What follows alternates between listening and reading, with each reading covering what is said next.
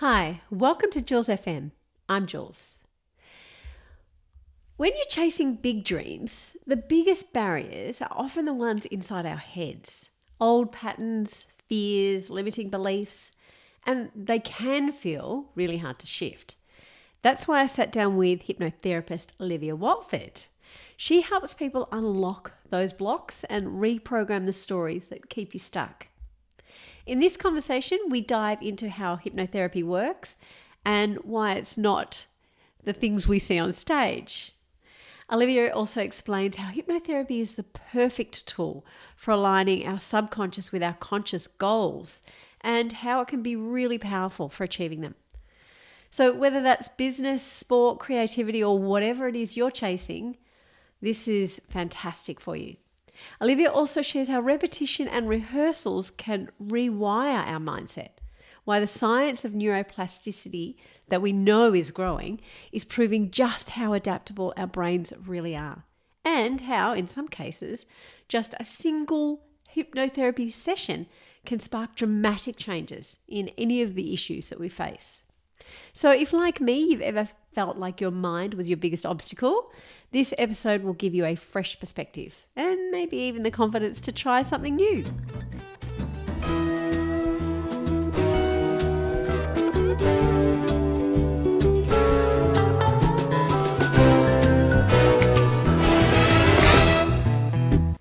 Hi, Olivia. How are you? I'm good. How are you, Julia? Good. Thanks so much for joining us today on Jules FM. Now, Olivia, you've been doing hypnotherapy for a very, very long time, I believe. Mm-hmm. Can you just share with us what first drew you into it? Well, my background was science and psychology, and I had wanted to get back into, I guess, some sort of counselling. But what I realised when I was counselling, that people were not changing. They just weren't changing. It's as if we would have the same conversations over and over. And when I discovered hypnosis, it's almost like changes were instantaneous. They were quick. They were almost unbelievable.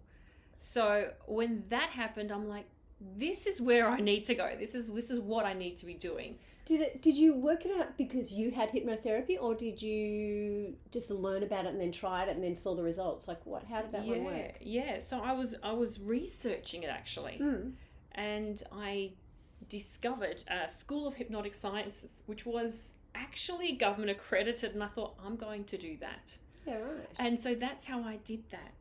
And then I experienced a lot of hypnotherapy myself because we would train with each other, and that was over 14 months. So we got a lot of free therapy. But just seeing the changes of all the students was just simply amazing. And how quick it was is the thing that I think stood out the most. Wow, that's incredible. Okay, so many people have this idea in their heads, which, look, I know that this was my earliest kind of understanding of it, of those like stage tricks where walk like a chicken or do something like that. How do you explain hypnotherapy like to someone? How would you explain what it's actually about for someone who's hearing about it for the first time? Which is fair enough, and a lot of people go, oh, okay, you turn people into chickens. And it's like, no, I don't. First of all, the person who's having the hypnosis is in full control at all times.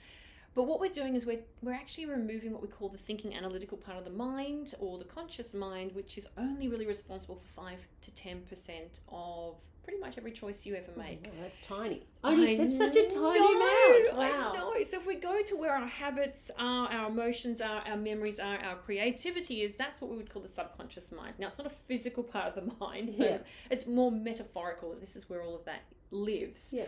But when we relax people down, and this is what it is, it's mainly focused attention. And I say to people, it's like having a nice daydream, it's focused attention. And when we do that, we don't have the interference, I guess, of the analytical mind. Wow. So that's all it is. It's guided daydreaming. It's quite amazing that can actually override the analytical part, like that it actually can be so effective. It's so effective. This is what surprises people the most. Yeah. For example, I had a girl who came in for hair pulling, had been to, and I love psychologists, had been to psychologists for years. She came after one session, never touched her hair, never pulled out again. And unbelievable. They came back going, but I don't understand how it stopped. It just stopped. And it's because it was a routine that she had had for years, or a habit. So once we went into that part of the mind where the habits and routines are, that's when we can disrupt them and build a new pathway. As when my hand goes up, it will just relax down automatically. And it's just amazing. The mind is so plastic, we should say. So we're using neuroplasticity. This is not woo-woo. It is actual science. And that's what I appeal to, the scientific basis of hypnotherapy. How do you find the bit that needs to change? Usually the subconscious already knows what it wants to change. So I already believe that everybody who comes to see me has the tools they need. I just need to find that tool. Yeah, right. Okay. And they will go, right, I want to change that, and I do have that tool. Let's get that, I suppose, teaming up or working together to make the change that I want. Okay. Yeah. Wow. Do you have any examples of success stories? Like, I mean, that one was pretty cool. But anything else that just maybe even gives you goosebumps that's really like just been so profound? There was one guy who called me, and he was, I suppose, at rock bottom. He was an ice addict. And when people say ice, they're like, that's it. Nothing good will ever happen. You can never get off that. Yeah. And he was also a prolific gambler. So he came in and then realised he didn't even have enough to pay for his first session. But he wanted to change. He was still working in corporate, but had lost a job, and was employed again, but about to lose this one because he was up gambling all night and obviously taking drugs. He was about to lose his girlfriend. He came and had sessions with me, and he completely stopped gambling, taking any drugs. He climbed the corporate ladder. He got the girl back. He married her. Oh my God. He bought a house. Oh, wow. And now he does a lot of volunteer work, and I actually came to speak to the volunteer organisation. Oh, wow. So he went from being rock bottom to being so highly successful. Unbelievable. And how many sessions? Did it take a lot? He probably came in, he would come in weekly for 6 weeks, and then he sort of spread them out just to keep him on track. But that's not huge. No, but he had stopped taking any drugs or gambling after, I think, the 4th session. But what he wanted to do was progress in his career. Wow. So he used it for performance management because it works so well on the addiction.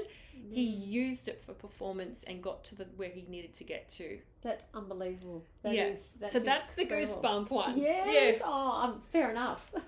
Well, as you know, I'm on a journey myself, and mine's chasing that dream of working in voiceovers, and particularly in animation.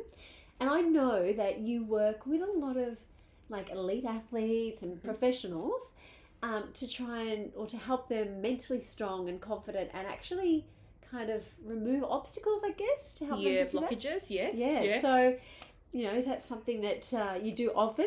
All the time. Yeah. This is what hypnosis is best for. It's really aligning the subconscious with your conscious goals. Yeah.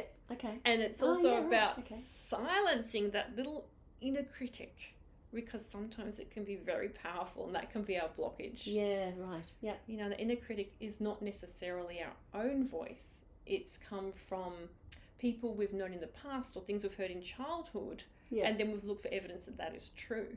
Is it true that most of those inner critics come from those times rather than our own? Because surely that judgment's got to come from external. Is that okay? Absolutely. So what happens before we actually grow prefrontal cortex, which kind of happens when we're in kindergarten? Yeah. We're just a sponge. Yeah. So we're more or less in, I guess, hypnosis, you could call it, or trance or theta brainwave for a long period of time when we're children. We're just absorbing everything because we've got no filter to say it's right or wrong. Yeah. So whatever we hear and whatever other people believe to be true about us, we take on as if they are our own beliefs. Yeah, right.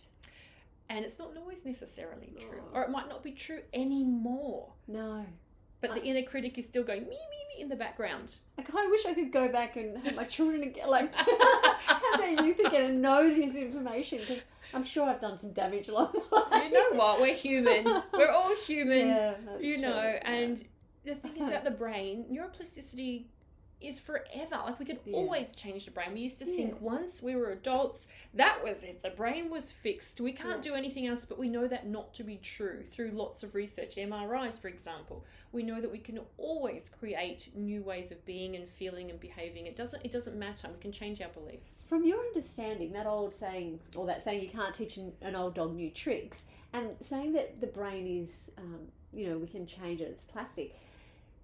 But would it revert back to it, or is that going to take constant work then to repetition? Yes, it does require repetition. Yeah, and the same with any habit. Yeah. So it does require a certain amount of focus and wanting to change, and just rehearsal. Yeah. Just like you wanting to play a character in a play, you have to rehearse those lines over and over until they're automated. That's exactly about a belief system. Let's run that new belief over and over until it becomes our story, our own script.